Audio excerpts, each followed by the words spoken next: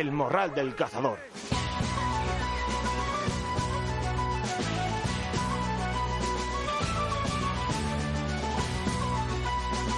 Muy buenos días, morraleros y morraleras. Bienvenidos una semana más a vuestro programa cinegético de cada viernes. Vuestro programa donde cada semana intentamos colarnos en vuestras casas, en vuestros coches, en vuestros lugares de trabajo para acercaros esta pasión, esta afición que llevamos tan dentro como es la caza, la naturaleza, la gestión y la conservación. ¿Qué os hemos preparado para hoy? Bueno, pues como siempre, una charla en la que podemos aprender algo nuevo, algo en lo que formarnos. Vamos a hablar de la gestión del jabalí cuando nos da los permisos por daños, ya que al igual que otras especies como el corzo u otros ungulados, en el jabalí también es necesaria una adecuada gestión, y aunque sea por daños, hay que saber cómo llevarla a cabo. Y para hablar de ello, lo haremos con Gonzalo Bravo, nuestro especialista en jabalís del portal mevoydecaza.com. Hablaremos de este tema y de las esperas en esta época del año en que las hembras están a punto de caramelo en muchas zonas de la mitad norte de España y en la mitad sur ya está casi todo cosechado.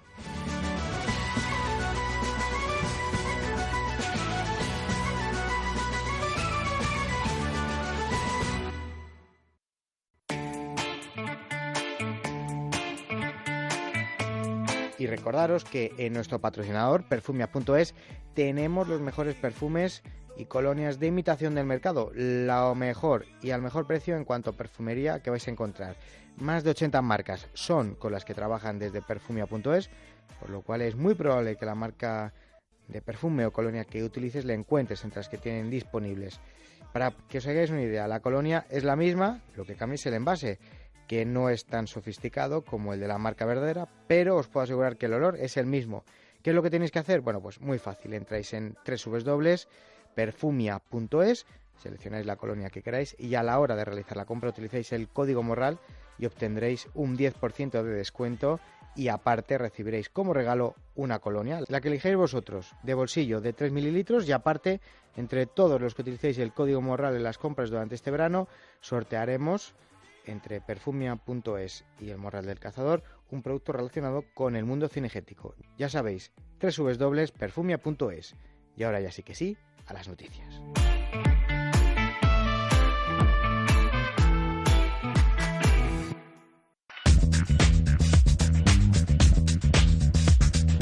Noticias que como siempre y que como bien sabéis vienen de la mano del portal CazaWorld, el único portal en el que vais a estar informados de toda la actualidad, de artículos de calidad de opinión, de artículos de productos o reportajes en formato de vídeos y del cual el Morral tiene el placer de formar parte y formar grupo. Y aprovecho para animaros que os hagáis socios del Club CazaWorld. Vais a poder disfrutar de sorteos mensuales, de armas, de días de caza y de productos relacionados con nuestro sector.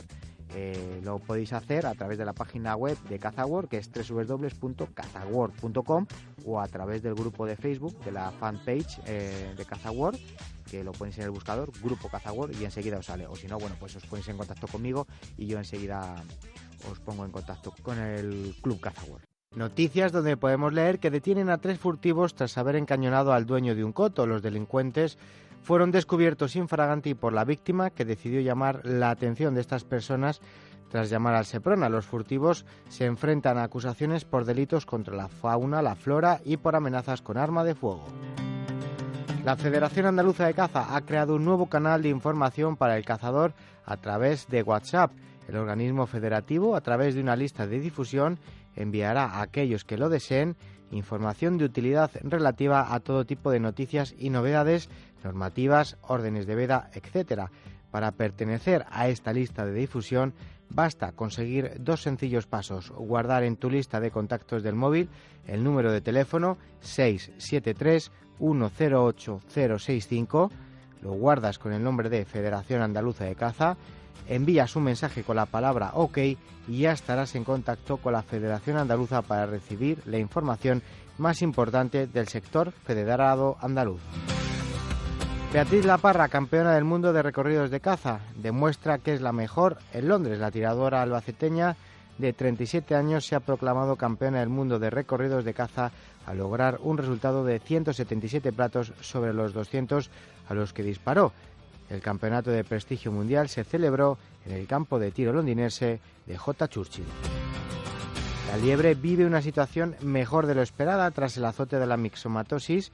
La Fundación Artemisan y el biólogo Carlos Lozano, con el apoyo de la Junta de Comunidades y la Federación de Castilla-La Mancha, han revelado en un estudio que la situación de las liebres en Castilla-La Mancha es mejor de la esperada tras la aparición de la mixomatosis el verano pasado. Más de 70.000 euros para mejorar las infraestructuras de los terrenos cinegéticos. El gobierno riojano ha incluido una partida que supera los 70.000 euros para la mejora de los cotos y contempla, entre otras actuaciones, crear bebederos, sembrar, mejorar la señalización de los terrenos e implantar el desbroce mecánico. La sequía empuja a las cabras montesas a invadir zonas urbanas en busca de agua. Los vecinos de Sumacárcer, un pueblo de la Comunidad Valenciana, empiezan a reconocer algunos ejemplares gracias a sus visitas casi diarias. Este pueblo de la Comunidad Valenciana se encuentra casi tomado por esta especie cinegética. 6 ovejas muertas, 2 heridas y 10 desaparecidas en el último ataque del lobo en Ávila. Duro saldo el que ha dejado el último ataque del lobo a una ganadería abulense ubicada en el municipio de Serranillos. Solo en 2018 las pérdidas de los ganaderos abulenses superaron los 5 millones de euros.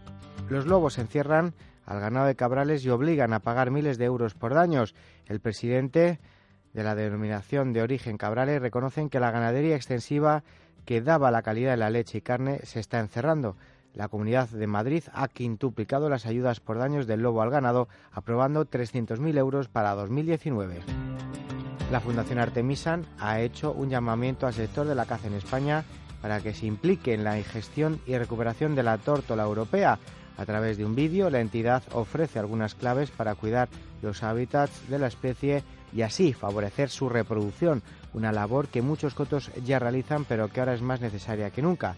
En él, investigadores y técnicos explican que, aunque la tórtola es una especie migratoria, vuelve al lugar al que nació, por lo que se puede gestionar como si fuera sedentaria. Por ello, Artemisan insiste en la importancia de potenciar la presencia de alimento en zonas de reproducción y no solo las de paso, así como de escoger zonas querenciosas para la alimentación. Y reclaman más permisos de caza para jabalíes por el aumento de los daños en Castilla y León. Las poblaciones de jabalíes en esta comunidad se ha quintuplicado a pesar de haber aumentado la presión cinegética, por lo que la Federación ha reclamado más permisos a la Administración por los daños agrícolas que provocan.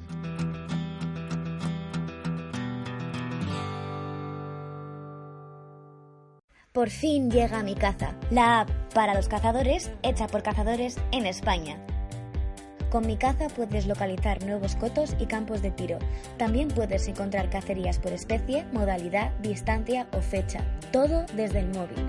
Tienes un chat para comunicarte directamente con los cotos a los que perteneces. Aquí solo se habla de caza. O recibir de inmediato avisos puntuales de los cotos, como «Atención, recuerda mañana descaste al amanecer». Todos tus eventos los llevas en un calendario individual, para que no se te escape nada. Accede en la punta del dedo a las vedas actualizadas y a la normativa de armas y caza. Mi Caza incorpora un escáner donde puedes subir tus documentos importantes, licencia de caza, guías de armas, permisos, cartillas, y te avisa cuando van a caducar. Toda Mi Caza en tu mano. Entra en App Store o en Play Store, busca Mi Caza y descárgala ya.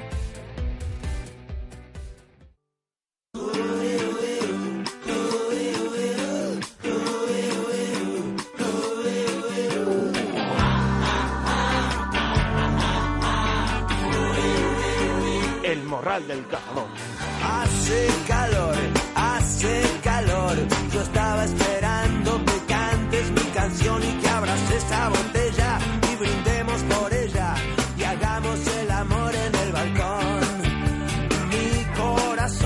Mi corazón es un músculo sano, pero necesita acción. Dame paz y dame guerra y un dulce colocón y yo te entregaré lo mejor. Bueno, morraleros, pues vamos ya con nuestra charla o tertulia, o como muchos me comentáis, la hora de la lección, como si estuviéramos en la escuela.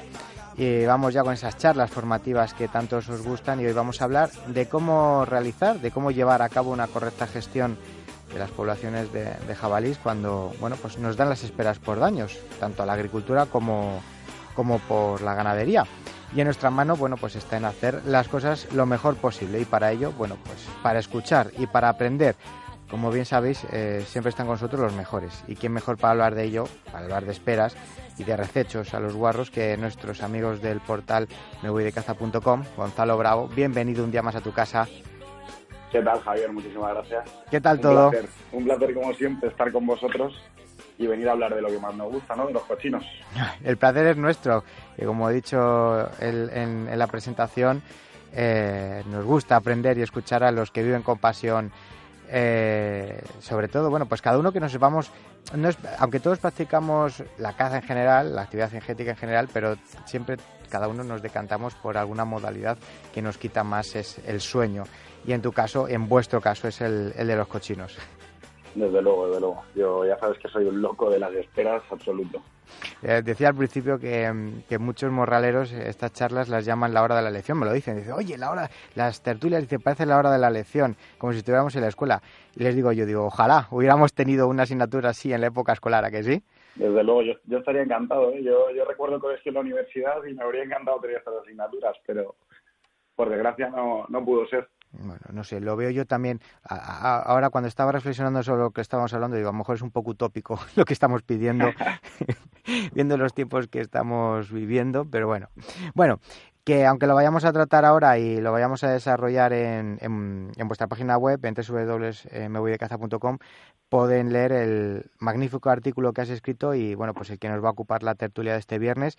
¿Qué te has decidido escribirlo? Bueno, pues tras la experiencia vivida hace un par de semanas cuando pues estabas de paseo, ¿no? Estabas de rececho. Yo creo que no estabas ni con el arma y te encontraste con una piara de guarretes de este año, de primalones, ¿no? Que vagaba sin rumbo. Sí, la verdad es que, fíjate, otras veces vengo a hablar de influencers, a dar caña al sector, vengo a hablar de dónde buscar los cochinos, de cómo cazarlos en determinadas épocas. Y hoy a lo mejor es la entrevista quizá más crítica o más triste que he hecho contigo hasta ahora, y posiblemente el artículo también más crítico y más triste. Porque al final venimos a hablar de lo que más puede preocupar a alguien que esté preocupado por la correcta gestión de los cochinos, que es las esperas por daños.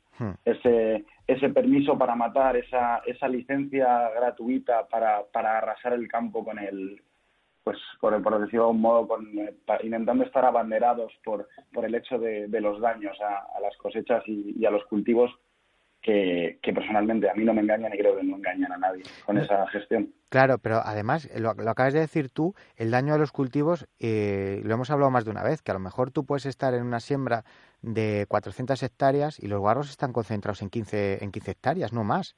No, ya, yo estoy de acuerdo en que los daños... Pero que no, a lo mejor muchas veces no es tanto el medio lo que lo justifique. Efectivamente. Yo creo que los cochinos, obviamente, todos lo sabemos, hacen mucho daño a los cultivos, mucho daño, pero ese daño es controlable. Es decir, no voy a hablar públicamente de cuáles son las medidas, puesto que los grandes enemigos de la caza estarían deseando que las contáramos. Claro. Pero todos sabemos que hay muchos medios para evitar que un jabalí haga daño a una tierra. Uno de los medios, obviamente, es la correcta gestión. Por eso pues llamábamos el artículo En busca de la correcta gestión. Y esto es un poco por lo que vamos a hablar hoy precisamente, de cómo gestionamos, qué animales son los que tenemos que gestionar y cómo podemos controlar esos daños a los cultivos, haciendo un favor a la agricultura, obviamente, porque hay familias que viven de ello y hay que tener muy claro que es necesario, pero sin esquilmar las poblaciones y sin hacer daño a las poblaciones de jabalí. Claro, pero es que de eso se trata la gestión. De agricultura y ganadería, porque bueno, el tema de la tuberculosis, en zonas en las que hay abundancia o sobrepoblación de jabalís, pues sabemos que, oye, pues son transmisores de enfermedades como cualquier otra especie. Pero bueno, pues si conviven y ocupan el mismo lugar que a lo mejor el ganado vacuno, pues da posibilidad pues a que haya brotes de tuberculosis, y es de lo que se trata, de lo que hay que intentar controlar. Y lo que es cierto es que, como me dices en tu artículo, desde la ACE han y hacen un grandísimo trabajo a la hora de enseñar, de cómo gestionar, conservar y conocer el corzo, pues todo lo que le engloba al corzo, a la corza, al corcino, en general todo. Pero con respecto al jabalí, no, nadie, excepto personas como vosotros y algún que otro perfil, se preocupa de llevar a cabo una gestión adecuada y equilibrada, ¿verdad? Yo es lo que digo siempre. Yo creo que, pues como bien dices, como menciona en el artículo también, yo creo que las nuevas generaciones, de las que me incluyo, porque a lo mejor yo veo a la generación de mi padre o de mis abuelos, y no veo que tengan asumida esa necesidad de gestión, de conservación, como lo estoy viendo ahora en el tema del corzo, el cazador joven que se preocupa más por el medio, y no hablamos ya del influencer, del posturista y demás, no, hablamos del verdadero cazador, esa gente que de verdad se preocupa por el medio. Pues yo sigo viendo que nuestra generación es reticente a la adopción de un correcto modelo de gestión en cuanto al jabalí se refiere. Y es un problema, sí, porque estamos evolucionando muchísimo, pero parece que como jabalíes hay muchos, claro, no hay que gestionarlos correctamente, da igual, hay muchos. Y que conste que estamos hablando en esperas o recechos por daños. No estamos hablando en monterías ni ganchos, que es un concepto totalmente diferente en el cual pues hacer una distinción o hacer una gestión es más difícil. Estamos hablando de algo que puede ser más factible. Efectivamente. De hecho, si quieres, mira, podríamos empezar hablando de 2 puntos, porque esto es lo que marca realmente la diferencia entre por qué en una montería pues la gente tira hembras. Yo personalmente ya sabes que soy un fiel defensor, como hacen en todos los países europeos, de no tirar las grandes cochinas en montería. Yo cuando entra una piara nunca se tira a la primera cochina. Hay gente que lo hace, que se siente orgulloso. Yo honradamente, cuando se ve una piara venir, las monterías efectivamente son para reducir los números, pero tiramos de atrás adelante. Sí. No tiramos de delante atrás. Lo hemos hablado 1000 veces, pero la gente sigue sin entenderlo. Otra cosa es que te entre una cochina sola, una machorra o una cochina sola. Y que en no una montería, en un cortadero, claro, no pues entra un bulto grande, lo metes en la cruz, tiras, y bueno, pues es una hembra. No hay nada que criticar a ese señor. Pero sí que se puede criticar al señor que está en un testero y le entra una piara y está tirando la primera cochina. Pues, pero bueno, yo creo que, mira, hablando de monterías y hablando un poco de lo que son las esperas por daños, ¿no? En primer lugar, vamos a analizar una cosa que es lo que a mí me preocupa de verdad, ¿no? Dices, países europeos como Polonia, como Alemania, sacarse la licencia de caza requiere un estudio a conciencia. Es decir, el cazador tiene que estar muy formado para que tenga derecho a salir al campo, colgarse un rifle y llamarse a sí mismo gestor del medio, que está muy de moda. Eso en España, yo lo siento mucho, pero no me parece que sea así. No. O sea, a mi entender es un trámite administrativo en el cual un señor se estudia unas preguntas, va allí, hace un examen de memoria y se lo olvida al día siguiente. Como pasaba cuando estudiábamos, pues qué sé yo, cualquier asignatura del colegio. Sí, totalmente, sí, es un examen tipo test y ya está. Entonces, a mí, yo no sé a ti, pero a mí me asombra mucho que yo hablo con cazadores de toda la vida y muchas veces se vienen amigos míos a hacer esperas y demás, y veo que no saben distinguir entre machos y hembras, que determinados comportamientos en el campo, determinados sonidos, determinados señales, por decirlo de algún modo, no las ven, no las identifican. Y me dicen, mira qué grande es, pero es una cochina, no escuchas que debajo lleva rayones, demás. Entonces, a mí me preocupa mucho este desconocimiento. Pero si partimos de aquí de la base de la formación no es suficiente en nuestro país, hay un desconocimiento grande por parte de los cazadores. Sí. Y ahora pensamos en permisos por daños. ¿Cuándo se conceden?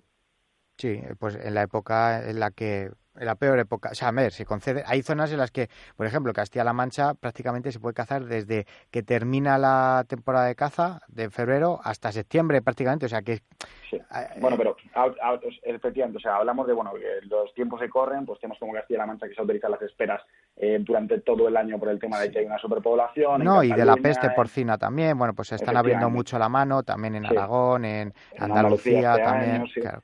Pero... hablando como norma general, vamos a generalizar un poco dentro del país, decimos, las siembras, generalmente, muchísimos cotos que no tienen realmente caza mayor, que se nutren de animales de cotos colindantes, como me pasaba a mí el otro día con la publicación en la que explicaba el problema que tenía, se dan ahora, en la época de las siembras de los cultivos, cuando el jabalí empieza a entrar a esas siembras ya en leche o granadas y empieza a hacer daño de verdad, a pisar siembras, a comer. No olvidemos Sí, que cuando escasea la comida en el monte, lógicamente, pues eso es. hay menos comida. Entonces, Estamos en una época en la que no hay agua, no hay hierba, pues van a donde hay comida, lógicamente, es así. Entonces, si analizamos que en la mayor parte de nuestro país, en el sur antes, en el norte más tarde, los jabalíes tienden a tener sus crías, las hembras de jabalí tienden a parir a finales de febrero, marzo. Estamos hablando de que en el mes de junio, cuando se empiezan a dar los permisos por daños, las hembras llevan rayones. Sí. Llevan rayones que no son capaces de subsistir por sí mismos, no. efectivamente. Y luego hablaremos, bueno, pues tendrá quien me diga, no, pero un rayón se queda solo y se une a otra piara. Me parece estupendo, me podrán contar lo que quieran. Pero estamos hablando de gente poco formada, gente que no sabe realmente distinguir entre una hembra adulta, una hembra joven o un macho, y una época de cría crucial para la especie. De todas formas, es lo que tú dices, es falta de formación, porque todos sabemos perfectamente, bueno, todos, en principio todos deberíamos de saber lo que tú estabas diciendo ahora mismo, que si tú de una piara estás de espera y abates a la hembra, esos 5 rayones que pueda tener, rayones o bermejos, me da igual, pero que son del año, que se pueden unir a otra piara, bueno, puede haber casos que sí, pero la mayoría de las veces vagan solos y esos muchos no salen adelante, y más habiendo zorros, habiendo depredadores, no salen adelante muchas veces.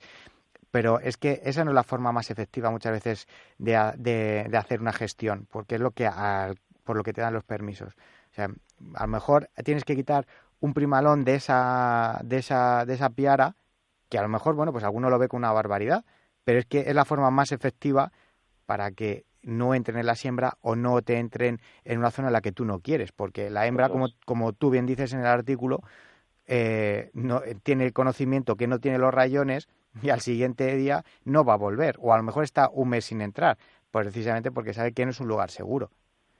Es que ahí está la clave, es decir, es la mentalidad española. O sea, hablábamos de la formación europea, y entonces hablábamos de, señores, yo cuando le cuento a la gente que en una montería no tiren a la cochina grande, la gente me mira extrañada, como diciendo, ¿cómo que no? Si es la cochina grande, la que más carne me va a dar, el lance más espectacular. Estamos confundidos. Entonces, en el momento en el que yo veo, por ejemplo, gente, yo personalmente, pues no tiro los bermejos en montería porque me dan pena. Pero efectivamente, la mejor gestión es tirar esos animales de año. De hecho, ahora si quieres, pues vamos profundizando un poquito en qué hay que tirar, qué no, y dónde está la correcta gestión.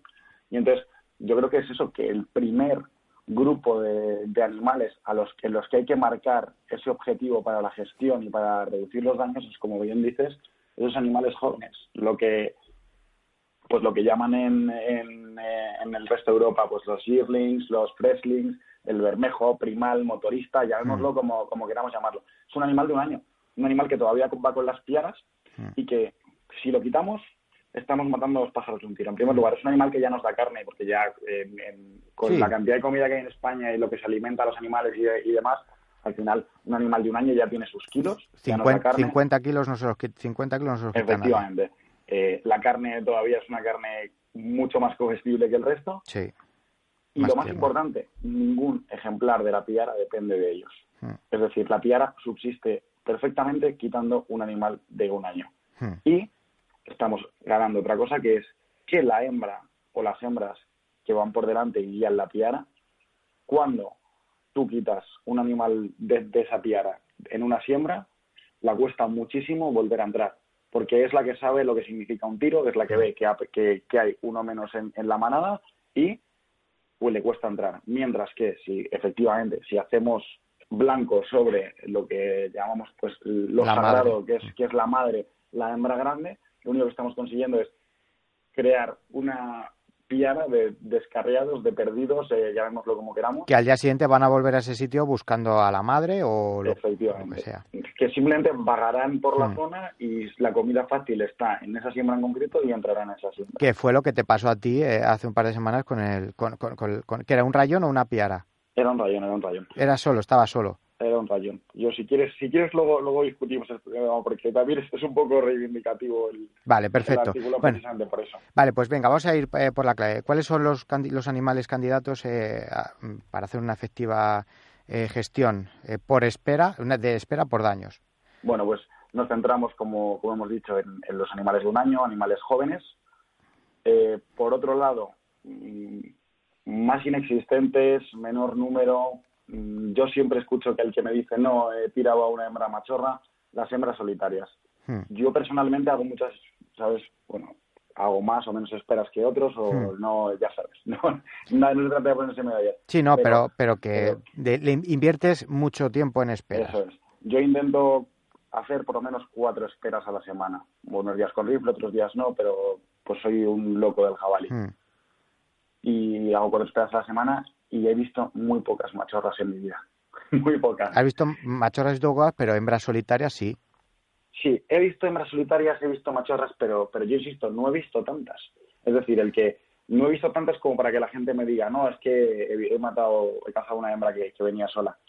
Yo no veo tantas, pero ese también sería un buen objetivo, es decir, la hembra que va sola, pues obviamente por algo va sola. Si no ha criado este año y no tiene rayones, encima no se junta al resto de las piaras, es un target perfecto, por decirlo de algún modo.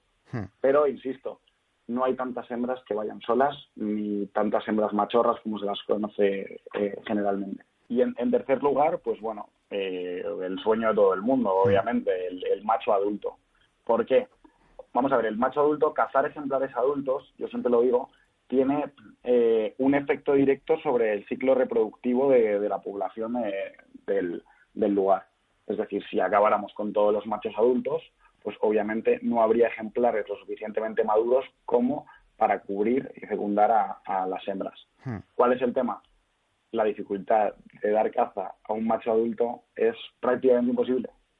Por tanto, como jamás vamos a lograr abatir un número que afecte realmente a la reproducción, porque vamos a conseguir abatir 2 machos en todo el verano, y hablamos de machos adultos de verdad, porque ahora discutimos un poco más del tema, pues nunca vamos a hacer daño a la población. Y obviamente, y volvemos a repetir lo mismo, ese macho adulto no hace daño a nadie, o sea, a ningún otro miembro de la comunidad de jabalíes, puesto que es un solitario y nadie depende de él.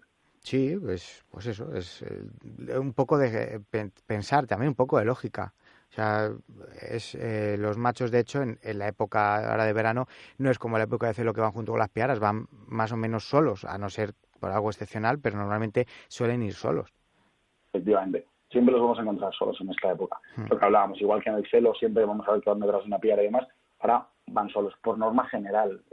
A lo mejor en abril, como hablábamos en la última entrevista, pues sí, con ese medio celo, con ese después de las parideras, esas hembras que hay veces que están altas, podríamos ver algún cochino detrás de las hembras. Pero ahora mismo es muy improbable.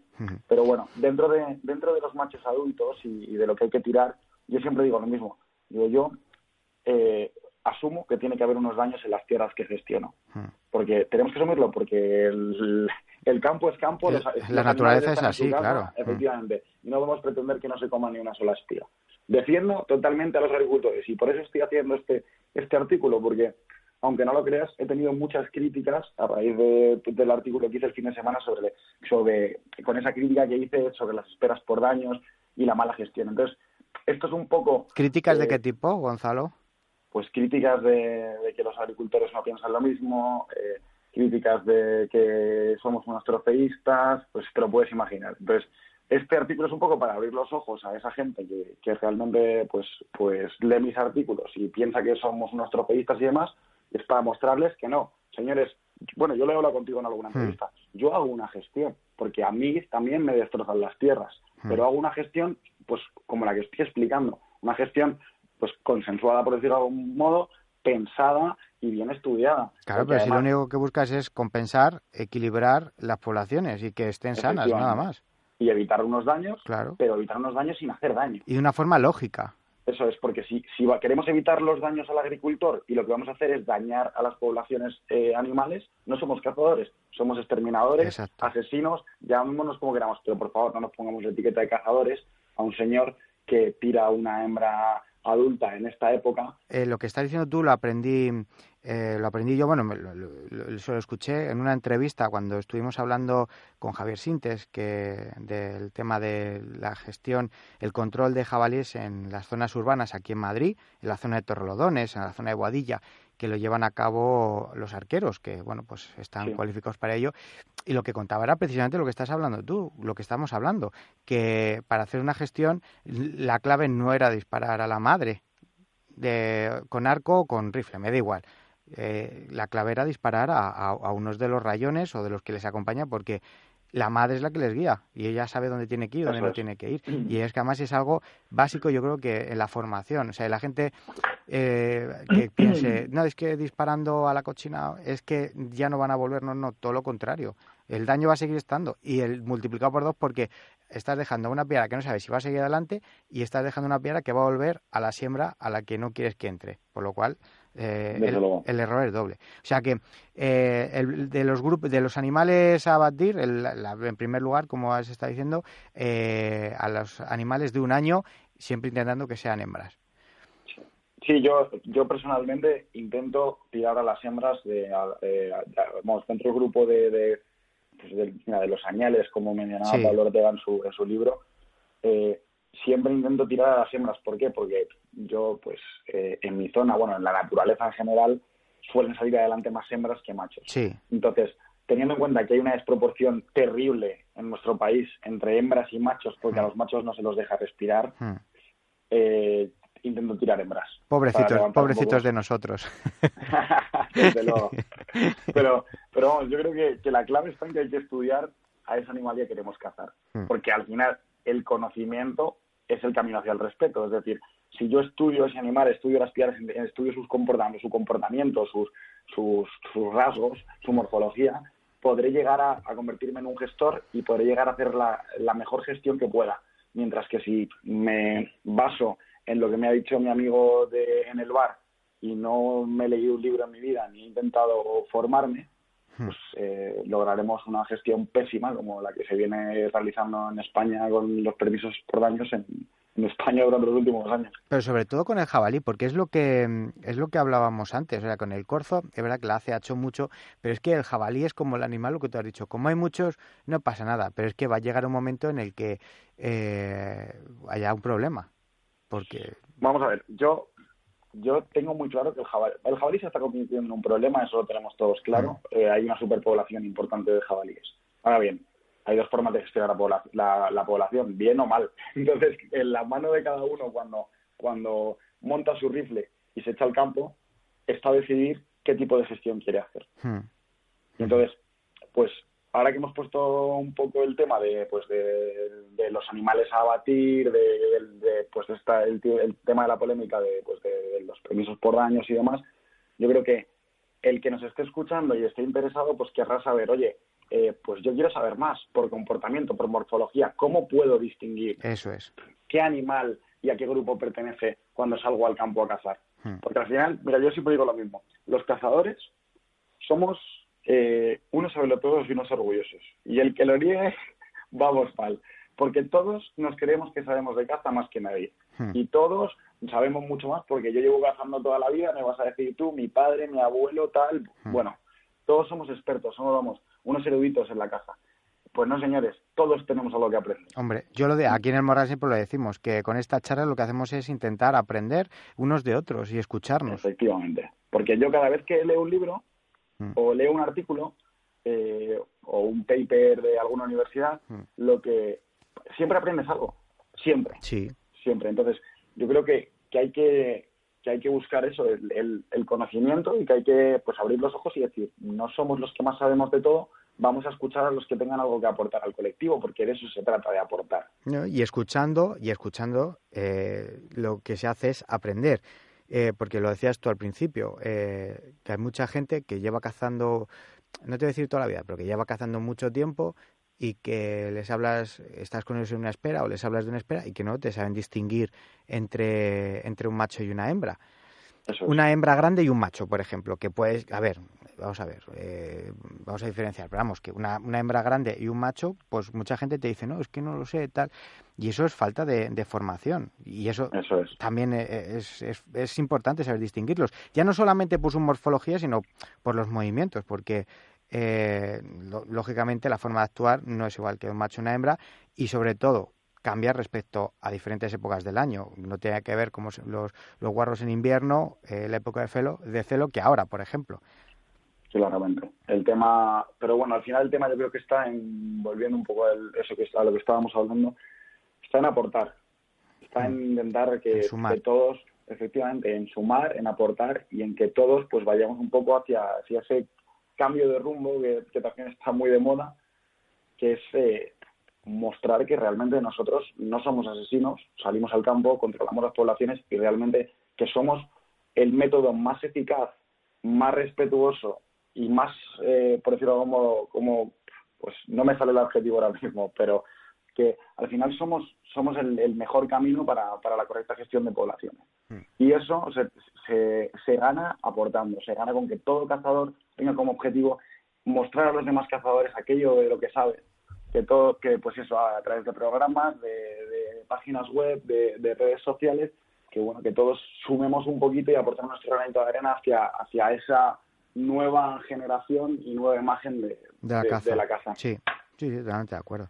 Pero bueno, ya aprovechamos si quieres y metemos un poco aquí el cuchillo hacia el influencer, que sabes que es un tema que me apasiona, porque igual que pues bueno, pues que tú dedicas tu tiempo a tus programas y yo dedico mi tiempo a estudiar cosas, intentar plasmarlas de forma accesible para todo el mundo y demás, hay quien no está aportando. Entonces, vamos a abrir los ojos, por favor. El problema está, ¿sabes lo que digo siempre? Que el que lee mis artículos o lee los artículos de otros muchos blogueros o escucha tu programa es gente que de verdad se preocupa por esto. Sí. Entonces, es gente que realmente sabe quién aporta y quién no. Pero lo que estoy viendo es que la gran mayoría del sector no quiere aprender, no quiere avanzar, no quiere evolucionar y lo que quiere son caras bonitas y postureos. Y eso es un problema. No, es un problema. Y tenés lo que hablábamos en la charla el otro día con Raúl, con Juan Carlos y con Dani, que pues la gente lo que busca es el protagonismo, no es el enseñar. Simplemente, bueno, pues con contenido ajeno, pues, oye, yo voy tirando, compro seguidores y, bueno, pues intento vivir de algo sin tener ni puñetera idea. Y encima, pues, me permito el lujo de dar consejos a los demás, pero... Eso es. Pero bueno, discúlpame que me he salido del tema. No, pero que vamos, viene al hilo totalmente, porque es verdad que va en consonancia.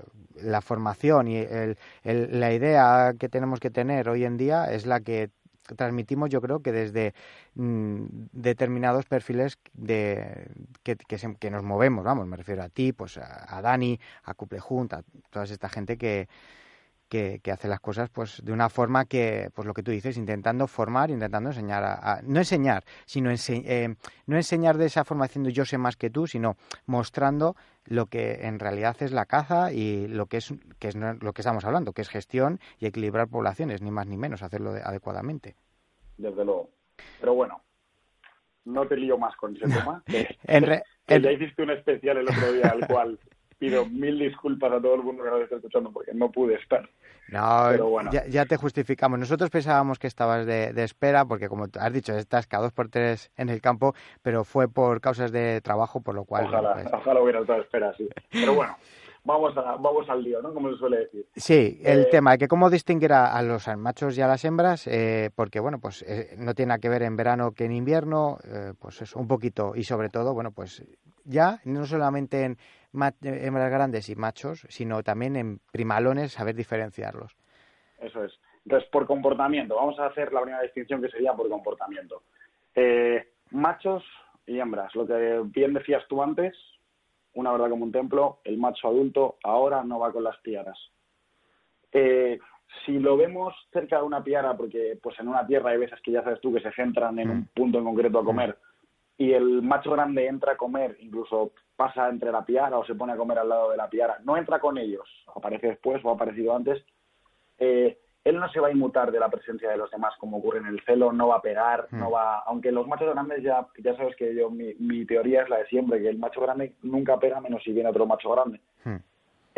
No pegará, no estará nervioso, mientras que los demás sí que mostrarán desconfianza, veremos lo de siempre, que carreritas se separan de él, no quieren acercarse al macho grande. Ahora bien, el macho joven entrará, pues como siempre, mostrando su poderío, entrará activo, moviéndose, crimerizada. Imprudente. Efectivamente, pegando a las piaras, bufando, pues, dando el espectáculo como suelen hacer esos machos jóvenes de 2, de 3 años. Bueno, lo que viene siendo la edad del pavo, del jabalí. Eso es. Entonces, ¿qué es lo que recomiendo siempre? Pues que hay que esperar un tiempo prudencial antes de tirar. Ya sea cuando estemos recechando, estemos esperando, hay que esperar. ¿Por qué?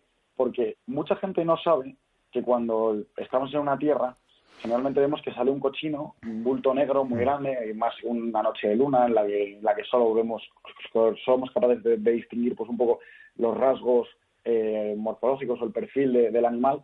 Entonces sale un bulto grande y mucha gente enseguida mira el guarrazo, pum, aprieta el gatillo. Hay que esperar, porque generalmente es lo que decimos siempre, la hembra adulta va adelante, va cogiendo el aire, se para, y los demás siempre suelen retranquearse un poco. Es decir, es más, en los grupos en los que a lo mejor van 3, 4 piaras adultas y muchos rayones y primales y demás, hay veces que algunos primales aparecen por delante corriendo, porque suelo verlo más en los cebaderos que en las hembras, la verdad.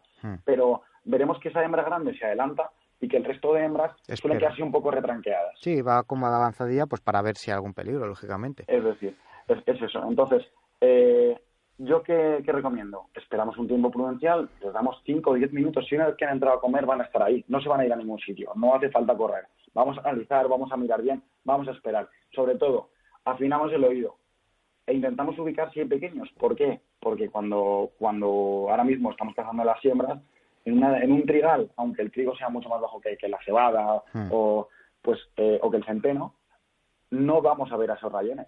No se les va a ver. Por muy bajo que esté el trigo, igual que pasa este año, que en el 90% de los sitios el trigo bajo, sí, no levanta ni 2 cuartas, no se va a ver a los rayones. Con lo cual, esperamos, afinamos oído y escuchamos. ¿Por qué? Porque todos lo sabemos, las crías son escandalosas. Gruñen, se pegan, no paran, están todo el rato haciendo ruidos, están moviendo. Entonces, eso es muy fácil de escuchar en cuanto le demos tiempo a la cochina a que entre a comer y esperemos. No tienen por qué aparecer otros primales, puede ser una cochina solo con rayones, con lo cual pegamos el oído. Y, muy importante, siempre es una cosa que mucha gente no sabe. Un animal adulto que gruñe, con prácticamente total seguridad, es una hembra. El gruñido no tiene nada que ver con el sonido gutural que mencionamos siempre del celo, el jabalí, de la pelea, esos chillidos que pegan los machos grandes cuando se pegan. No. Ese gruñido, esos gruñidos que parece una moto. Efectivamente, una de dos. Pues puede ser el sonido de llamada de la cochina, puede ser el sonido de peligro, puede ser el sonido de advertencia, pero son todos gruñidos. Entonces, muchas veces yo estoy en una tierra con algún amigo mío que no hace muchas esperas, y entonces veo 2 cochinas que empiezan a gruñir porque aparece otra piara o lo que sea, y me dice, se están pegando. No, están gruñendo. Vamos a distinguir esto porque es muy importante, porque mucha gente, muchas veces vas por el monte andando a lo mejor, o vas a ponerte a una espera, o vas recechando, o estás terminando de recechar, lo que sea, y dentro del monte sientes un ruido y oyes ese gruñido al lado tuyo, y mucha gente piensa, Dios, lo tengo un aquí. guarro me está gruñendo. Es muy probable que sea una guarda con pequeños que lo que está haciendo es llamar para irse. Entonces, vamos a tener cuidado con los gruñidos. Sí. Bueno, yo ya sabes, Javi, que yo siempre repito, yo no soy ingeniero de montes, no soy biólogo. Entonces, todo esto que siempre expongo es un poco mi cuaderno de campo, es decir, pues lo que he venido observando durante, pues desde que llevo haciendo esperas por los últimos 20 años, desde que tenía 9 años y me sentaba con mi padre en el árbol. Oye, algún día tiene que estar tu padre en una charla de estas, a ver si le consigues convencer. Bueno, a ver si somos capaces de convencer, va a ser difícil, ¿eh? Pero ya te digo, o sea, yo esto lo describo desde mi experiencia. Habrá quien me diga que no, que sí, pues discúlpenme, pero... los que estén realmente formados en el tema, porque yo hay veces que me da un poco de vergüenza porque creo que igual no soy el más indicado para sacar estos temas, pero ya que no lo saca nadie, pues hacemos un esfuerzo y lo sacamos. No, pero yo creo que la mejor escuela es el campo, el pasar horas en el campo y como tú, todos los que se dedican a hacer esperas de forma continua y de forma, bueno, pues semanalmente, día tras día o cada 2 o 3 días, la experiencia que tenéis vosotros no la tiene a lo mejor el que hace unas 3 esperas al año. Lógicamente, lo que sabéis vosotros no lo saben otras personas y es fruto de pasar tiempo en el campo. Y es que, como lo he dicho, la mejor escuela es el campo, por lo cual no te tienes que justificar porque estás hablando en base a lo que tú has vivido y a lo que tú has ido aprendiendo a lo largo de todos estos años. O sea, por lo cual no irás muy desencaminado. Así que nada, continúa. Bueno, pero ante todo pido perdón a todos los teóricos que se sientan ofendidos por las declaraciones. Bueno, en fin, si alguno quiere, pues le emplazamos a tener una tertulia a los 3. Desde luego. Entonces, una vez que hemos analizado un poco estos comportamientos, tengo que pegar la oreja, como se suele decir, tengo que respetar un tiempo prudencial a ver qué pasa. El macho va solo. Los machos de un año irán en grupo, siempre. A no ser de que sea pues el típico emancipado guarro de un año que se emancipa pronto de la piara por lo que sea y es prematuro y se va. Pero es raro. Entonces, una vez que llegamos a una siembra que sabemos es que se les ve lo que es la parte de arriba del lomo, un poco la cabeza, levantan de vez en cuando la cabeza para coger el aire o para comer, pero es difícil verlos. ¿Cómo identificamos? ¿Cómo sabemos qué es lo que tenemos que tirar? Pues mira, yo siempre digo, la forma corporal, pues bueno, esto yo creo que lo sabe todo el mundo. La morfología, sí. Eso es, la morfología de un macho adulto frente a una hembra está muy marcado. Es decir, el macho, pues sabemos que parece que está escurrido de cuartos traseros con respecto a una tabla. De riñones. Eso es, que muestra más alta aún, que tiene una tabla como en una forma triangular, digamos, un triángulo invertido de tabla a cuartos traseros. Y eso es muy importante porque al final las hembras suelen ser rectas, redondeadas. Sí, más rechonchas. Suele mostrar esa cadera más ancha, pues obviamente tienen que dar a luz y demás. Entonces, dentro de esta distinción, ojo con los machos jóvenes, porque algunos tienen pues lo que yo llamo el cuerpo salchicha. Muchas veces con mis amigos estamos haciendo una espera y alguien dice, mira, un guarro salchicha. Son alargados, rectos, rechonchos, parecen incluso hembras, pero son machos que aún, pues eso, son machos de 2, de 3 años, que les queda todavía, pues eso, que tienen que echar cuerpo. Eso es. Le pasa como a nosotros cuando somos pequeños, pues a lo mejor con 2 años estás hecho una bolita, pero luego empiezas a crecer y alargas y te estilizas. Empiezas a crecer, te conviertes en un macareno decente. Exacto. Y luego pues al final acabas siendo una bolita de nuevo, porque eso los años no perdonan. Eso es. Entonces, aparte de pues lo que es la forma, el cuerpo en sí, la silueta, la cabeza y el hocico, fundamental. Y más ahora en las siembras. La hembra, hocico alargado y fino, trompetero. Hay algunas que lo tienen más achatado, pero ¿cuál es la diferencia? La hembra, por muy achatado que tenga el morro, no será ancho como el del macho, que tiene suelen tener morros anchos y que dan como la imagen de cuadrados. Más cortos. Eso es. Aparte de ser achatados, son más anchos, dan una imagen como de morro cuadrado cuando los vemos de lado y arrugan. El macho adulto, si estamos viendo un animal de 100 kilos y estamos dudando si es una hembra o un macho, le miramos la cabeza y enseguida lo sabremos. Esa jeta arrugada del macho adulto, esa cabeza más ancha, más chata, es inconfundible. Hombre, pero bueno. Y luego también, bueno, pues el pincelín, como yo digo, o sea, muchas veces es evidente. Si está en una siembra es mejor más difícil porque van tapados muchas veces de cintura para abajo, pero en un raso, a lo mejor un comedero, en una baña, se les ve claramente, perfectamente, si tienen pincel o no. Desde luego, es otro rasgo claro. Si no nos molesta una siembra para poder verlo, el pincel, incluso cuando se gire pues los testículos, veremos que pues, si es un macho adulto se los vamos a ver perfectamente. Luego, la joroba, que llamo, que es ese pues si pensamos en la silueta de un macho, tiene su cresta, su crin, llega hasta los riñones, ahí prácticamente desaparece y justo por encima de los riñones, un poco por encima del rabo, tienen ese mechón que parece una joroba, que es muy característico de los machos, que no se ve en las hembras.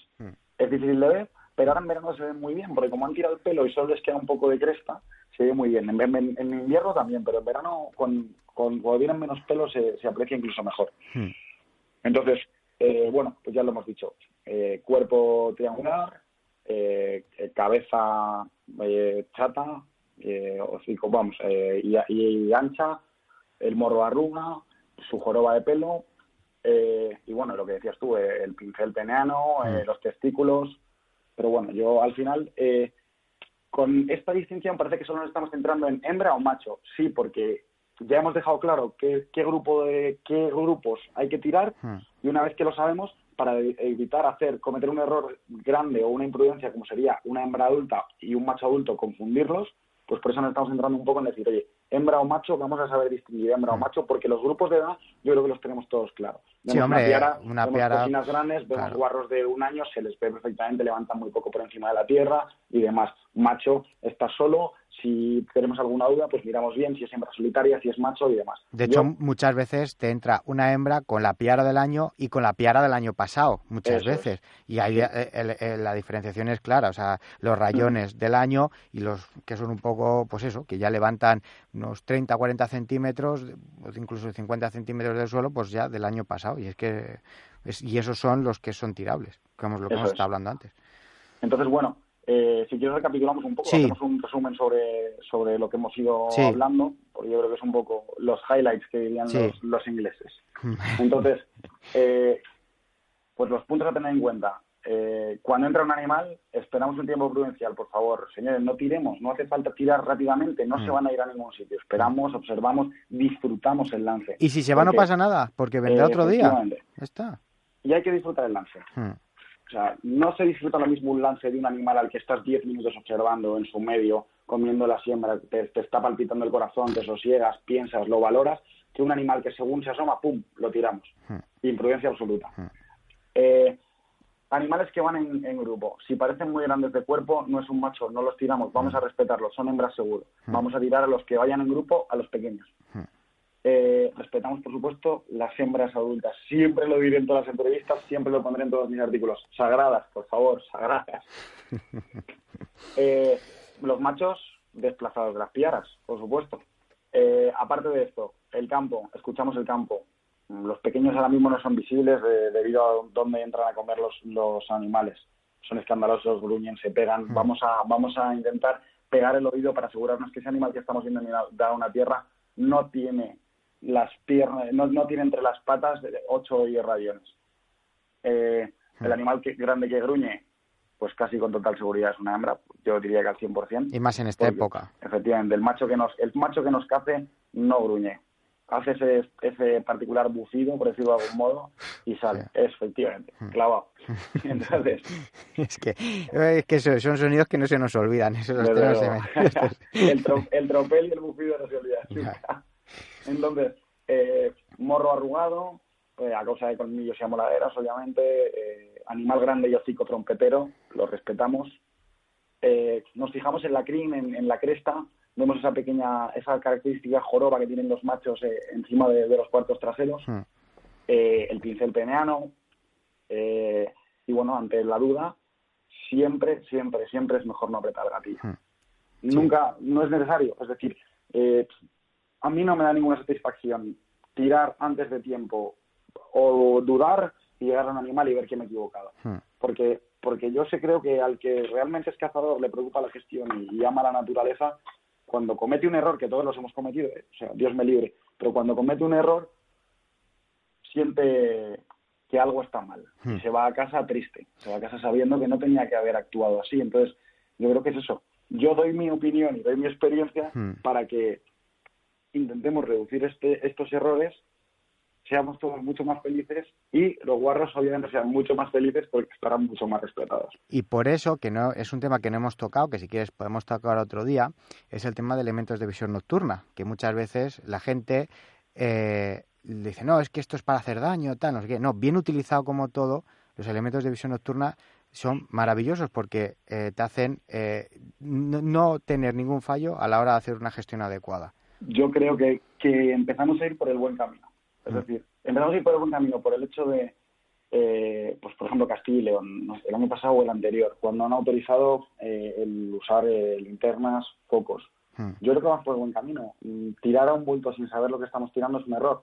O sea, y tirar una silueta una noche con un 50% de iluminación nublada en la que solo estamos viendo la silueta, ahí nadie está asegurando. Entonces, yo creo que vamos por el buen camino, y los dispositivos de visión nocturna, los dispositivos térmicos, me parece un avance brutal. Me parece una ayuda espectacular para el que realmente quiere hacer una buena gestión. Bien empleado. Efectivamente. Me parece que libera mucho estrés a los animales porque no estamos fareándolos cada vez que estamos dudando, echando la luz, mosqueándolos, aunque sabemos que cuando están en las tierras suelen estar mucho más confiados y suelen dejar echar el foco, a no ser que estén muy castigados, obviamente. Pero creo que es un paso adelante el tema de, pues eso, de la visión nocturna y demás. Igual que pienso que, igual que en el resto de Europa lo hacen, el uso de dispositivos de supresión para sus silenciadores, chupetes, llamémoslos X, creo que es muy importante. ¿Cuál es el problema? Pues lo que digo siempre, la formación en España y el carácter que tenemos los españoles. Sí. Es decir, la forma de emplearlo. Un silenciador en manos de un alemán es un elemento buenísimo porque no genera estrés en las poblaciones, los demás no se enteran, se utiliza correctamente. Un dispositivo de visión nocturna, igual. ¿Cuál es el problema? Pues, pero esto es igual que en un examen. Sí. Tú haces un examen, te vas a estudiar alemán y haces un examen, estás copiando y un alemán te ve y por muy amigo tuyo que sea, aunque sea tu mejor amigo o tu compañero de piso, levantará la mano y dirá, este señor está copiando. Sí. En España pasa todo lo contrario. En España el de al lado está copiando y todos, porque somos españoles y no puedo gritarlo, y va en nuestra genética, nos giramos y decimos, pásamelo tal que a ver cómo está esto, que aquí no puede suspender nadie. Pues entonces con los silenciadores y demás es lo mismo. Pasa lo mismo. Pícaros, somos pícaros, somos pues unos listillos y entonces intentaríamos usarlo para el mal. No todos, pero algunos. Exacto, sí, algunos sí. Entonces, pues, partamos de la educación, como digo siempre, vayamos a la experiencia, a disfrutar del campo y a realmente mamarlo, y después usemos estos aparatos. Pero vamos, yo insisto en el tema de la formación de los cazadores, de las licencias y demás. Yo siempre digo lo mismo. Para que un señor pudiera echarse al monte con libertad, tendría que demostrar que ha cazado al menos 2 o 3 años de morralero con alguien. Sí, de aprendizaje, pues eso es lo que tú has dicho. Tú lo has vivido con tu padre, yo lo he vivido con el mío, o con los abuelos. Pues oye, pues... con los amigos, con quien sea. Pero usted se saca el permiso de armas o la licencia del cazador, y una vez que se la ha sacado, tiene derecho a ir a... pues usted empieza a ir a cazar con alguien. Y demuestra que ha cazado con esa persona. Es muy difícil de demostrar, pero tendrá que haber alguien que se responsabilice, que diga, oiga, este señor, desde que se sacó la licencia hace 2 años, ha venido a cazar conmigo y yo me responsabilizo de sus actos. Porque el problema es que está saliendo una cantidad de gente al campo que no tiene ni idea, que lo único que quiere es apretar el gatillo, que es un problema. Y luego nos encontramos con esos rayones solos. Y aparte que hay gente que lo ve como una moda, Gonzalo. O sea, hay gente que no lo ve como una actividad, como una pasión, como lo podemos vivir nosotros. Hay gente que lo ve en las redes sociales y dice, joder, esto está de moda, ir de caza, tal. Como el que se pone un pendiente. Él hace lo mismo. Y se piensa que es lo mismo, ¿sabes? Ya sabes que yo desde el escopetero suelo criticar también mucho eso. Tenemos a uno de nuestros personajes favoritos, que es Don Dean, el cazador de maletín. Ese es Don Dean. Y bueno, pues hay mucha gente que quiere decorar la casa, por decirlo de algún modo, y es una pena, Es una pena. Sí, totalmente. Pero bueno, hay que respetarse todos. Mientras que ese señor haga las cosas bien... Exacto. Sí, pero bueno, que también, oye, que como somos libres podemos criticar y podemos decir que no estamos de acuerdo con determinadas formas de actuar. Y ya está, simplemente. Que una vez más, pues gracias por la charla, por las pautas, por enseñarnos y hacernos ver cómo llevar a cabo una adecuada gestión de los jabalíes de una forma ética y respetuosa y sobre todo, pues como hemos estado hablando, enseñando la mejor forma de mostrar al resto, pues decías tú agricultores, pero al resto, yo lo hago extensible al resto de las personas que no son cazadores de cómo somos en el sector cinegético en su gran mayoría, que de esto es de lo que hay que dar ejemplo y no de las salvajadas que se ven por ahí. Desde luego, por favor, no esquilmemos las poblaciones, no usemos el nombre de la caza y la gestión como excusa. Aprendamos y respetemos al jabalí, que es la mejor especie cinegética que tenemos, y tenemos la suerte de poder cazarlos durante todo el año, porque hay muchos y lo que hay que hacer es, pues eso, mantener unas poblaciones compensadas, sanas, estables, ayudemos a los agricultores, no perjudiquemos al campo. Y bueno, vamos a dar ese paso adelante, ¿no? Vamos a mostrar, pues eso, a la sociedad, que no somos bárbaros, que no tiramos cualquier cosa que vemos. Así que nada, como siempre, mil gracias por darme voz y por aguantarme durante estas entrevistas tan largas. No es aguantarte, no es escuchar y es aprender, es lo que hemos estado hablando, nutrirnos el uno del otro, o sea, los unos de los otros, pero de las cosas buenas, y es lo que hacemos, o sea que nada de aguantarte ni nada, que es un placer escucharte.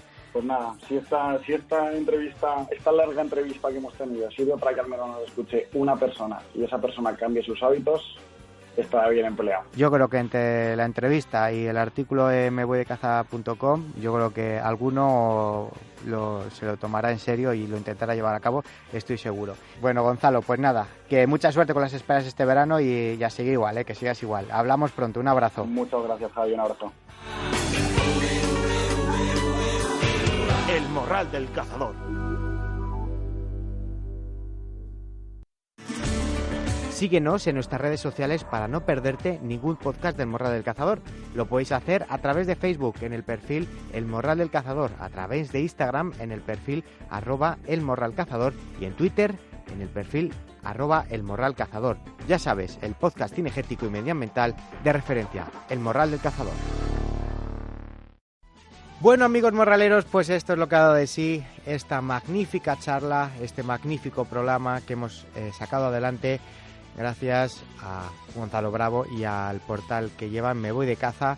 Esta charla en la que, bueno, pues hemos hecho un análisis de cómo llevar una correcta gestión, una crítica para todos aquellos que disparan sobre lo primero que ven sin pensar en las consecuencias.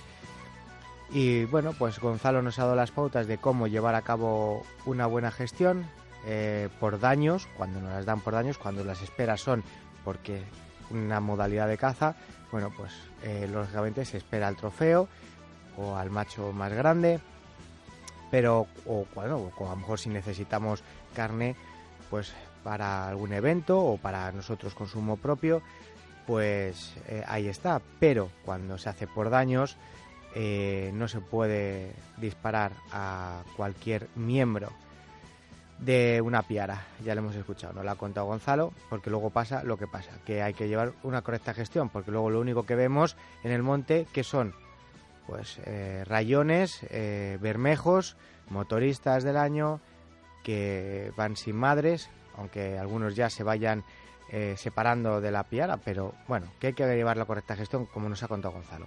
Y por mi parte nada más, que tengáis una buena semana, que mucho cuidado con los desplazamientos, mucho cuidado... Ah, sí, se me olvidaba, que estamos en época del celo del corzo y muchos, bueno, pues aprovechan para gastar esos últimos precintos que quedan. Vamos a ser coherentes y vamos a ser conscientes de la importancia de hacer bien las cosas. Vamos a dejarles padrear a los corzos, porque si hemos hecho gestión durante abril, mayo y junio, aunque en junio es más difícil ver a los corzos buenos, pero si hemos llevado una correcta gestión durante este tiempo y hemos dejado a los mejores corzos o a los más adecuados, por decirlo de alguna forma, no vamos a quitarlos ahora, vamos a dejarles por lo menos que padren para dejar simiente para otros años. Simplemente eso. Y lo dicho, que tengáis una buena semana, cuidado con los desplazamientos, cuidado con las armas, y ya sabéis que la caza bien entendida no es muerte, sino vida. ¡Viva la caza!